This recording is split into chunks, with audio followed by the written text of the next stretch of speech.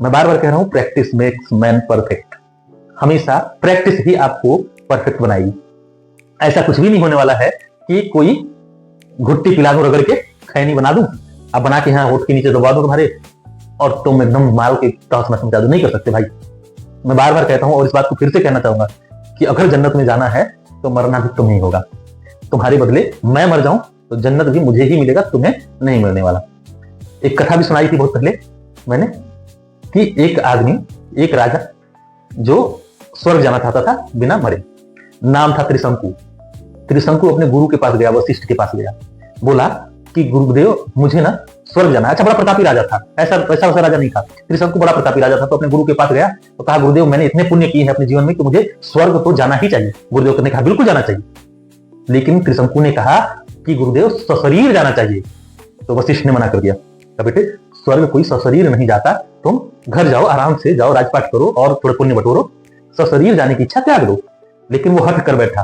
तो वशिष्ठ ने कहा कि जाओ, विश्वामित्र नाम का एक ऋषि है, वही ये सब विक्रम करता है, मैं नहीं करूंगा। ये विश्वामित्र के पास गए, उनसे कहा कि मुझे सशरीर स्वर्ग भेज दीजिए। विश्वामित्र ने कहा भेज देंगे। विश्वामित्र ने यज्ञ करना शुरू किया, ये स्वर्ग जाना शुरू हुए। इंद्र ने देखा कि कोई स्वर्ग में आ रहा है और सशरीर आ गया है, तो इंद्र ने अपने बल से इनको नीचे धकेल दिया स्वर्ग से। और अब हुआ क्या कि विश्वामित्र ने इन्हें धरती पर आने ही नहीं दिया। विश्वामित्र इनको क्या कर रहे हैं, पुश कर रहे हैं कि आप स्वर्ग में जाइए। इंद्र इनको स्वर्ग के अंदर नहीं आने दे रहा। तो विश्वामित्र इनको धरती पर नहीं आने दे रहे और इंद्र उनको स्वर्ग में नहीं जाने दे रहे।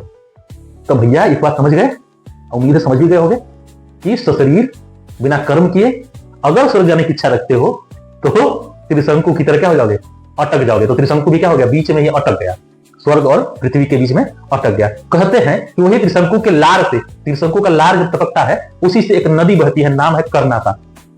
आपके यहां बही है तो पूरा बिहार और आधा यूपी में बहती है ये नदी कर्नासा, उसी के लार से। और ये भी कहते हैं कि उस नदी में जो स्नान कर देता है उसके कर्मों का नाश हो जाता है। तो भैया कर्महीन था, कर्महीन स्वर्ग जाने की कोशिश कर रहा था, नहीं जा पाया। तो खुद तो गए, आज 4 हाथ का पग हो ले गए, बाकी जो भी उनकी नदी में नहा लेता है वो कर्महीन हो जाता है। तो भैया इन सबसे बच के रहो, सशरीर स्वर्ग जाने की इच्छा क्या करो, त्यागो, छोड़ो। आओ हम लोग क्या करें, आगे बढ़ते हैं। अगला सवाल देखो और इसका जवाब देने की कोशिश करो। चलिए सवाल कीजिए इसको।